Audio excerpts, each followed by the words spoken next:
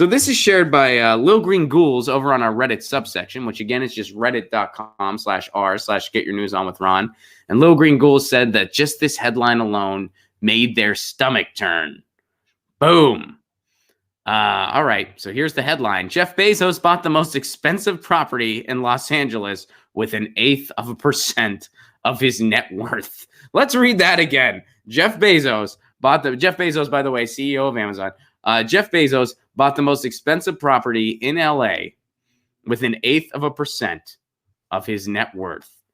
So what they tell you, if you make 60 grand a year, that's like spending $75 on a house. God, $75. That's the equivalent of. There he is. There's Jeff Bezos. Supervillain Jeff Bezos. According to the Wall Street Journal, Amazon founder Jeff Bezos has reportedly just bought the most expensive property in Los Angeles from David Geffen, another unimaginably wealthy man, for $165 million. It's the Warner estate. That's a wild amount of money for anything. Wow. Now, for context, $165 million is 0.1% of Bezos' net worth, which is what? $131.9 billion.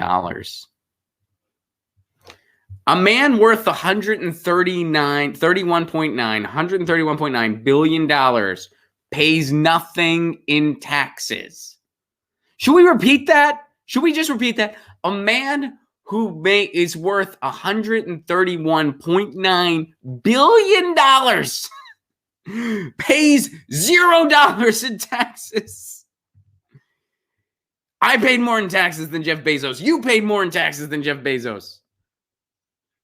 And look, you don't make $1 billion ethically. And I know some of you love to pretend because it's just been so ingrained that we're supposed to celebrate nonsense like this.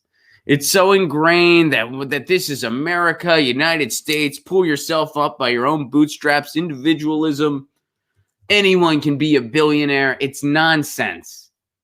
You can be a billionaire if you have no shame in your brain. If you don't care about how hard you screw people, then and only then can you become a billionaire. Full stop. And I know, but Tom Steyer seems like a nice guy. Just stop. Just stop. You don't become you have to screw people over relentlessly to make that much money. So there's no such thing as an ethical billionaire. It doesn't exist. Nowhere close. And when we're talking about ethics, I don't mean like, okay, maybe in some of the early years they were a little liberal in the write-offs they declared or something like that. That's not what I mean. Like they screw people over hard in their endless pursuit, psychotic pursuit of wealth. Well, Ron, how do you know that? Do you know that for sure? What can you point to? Here's what I can point to. Look at the stuff Jeff Bezos has done right on the surface. Jeff Bezos is a man who used to have quotas that you would have to hit in the warehouse or you wouldn't get paid. He got away with that by the way he designated the employment status of the person doing the labor. And he got away with it because this was during a recession in Seattle where most people had no other options. Jeff Bezos, in his warehouse facilities, leaves an ambulance there because it's cheaper for them to take somebody to the hospital if they pass out from heat exhaustion than it is to have proper ventilation in those facilities. So he doesn't bother doing it. Jeff Bezos wanted to have machines attached to people's hands, and if they rested for too long or made a wrong move, it would shock them. Jeff Bezos begrudgingly gave his employees $15 an hour as a result of the Stop Bezos Act that Bernie Sanders put forth. But after a little bit of time passed and it was out of the news, he started screwing over their benefits to compensate for that $15 an hour he was giving them. That's what Jeff Bezos does. Jeff Bezos, when the city of Seattle asked some of the biggest corporations in their city to say, hey, this city has done a lot for you. We have a big homelessness crisis, though, and part of it's because of you being here. Can you give a little bit back for us to help this? And most of the corporations, which, by the way, corporations sure as hell ain't known for their charity.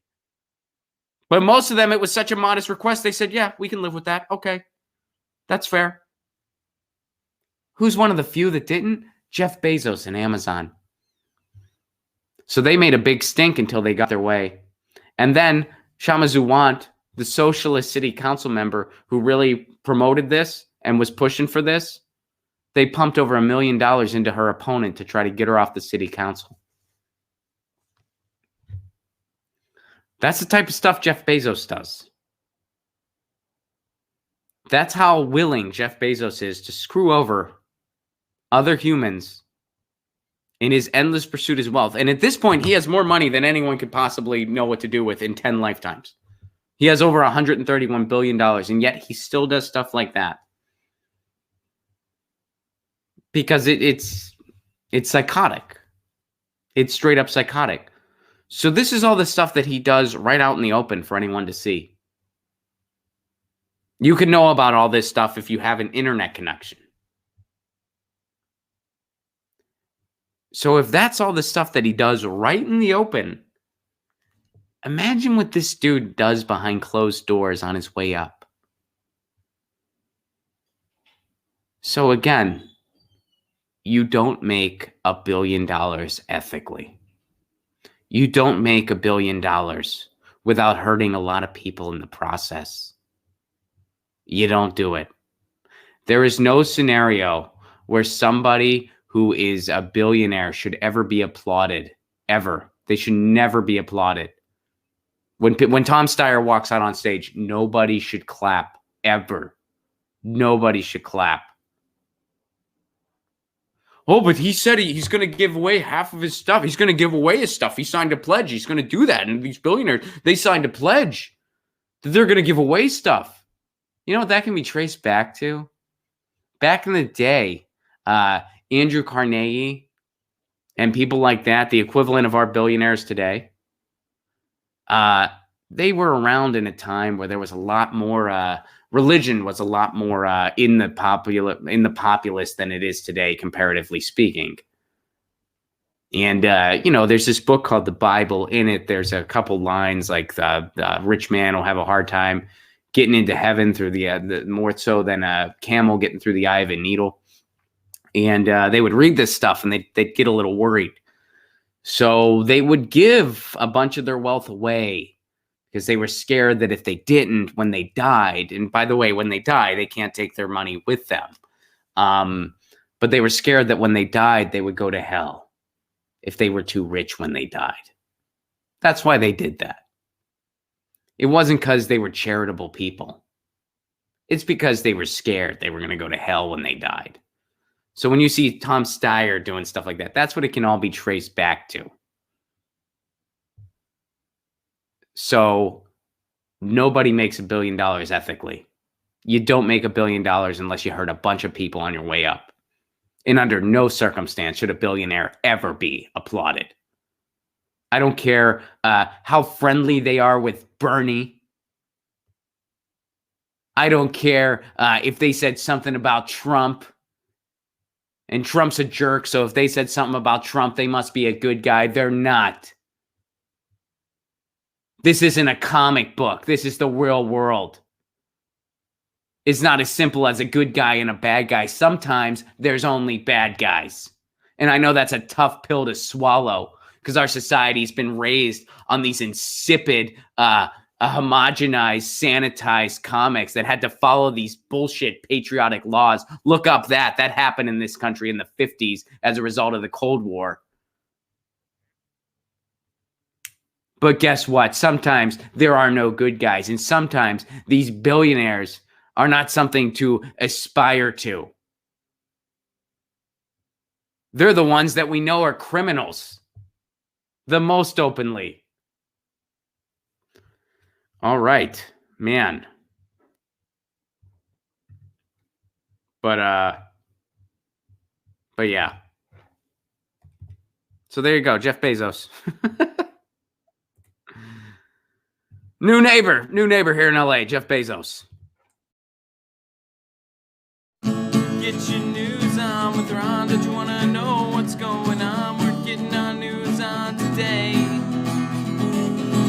Get your news on with Ron. Don't you wanna know what's going on? We're getting our news on today. You can tweet me an article at Ron Placone. We'll go through it together and make it our own. Get your news on with Ron.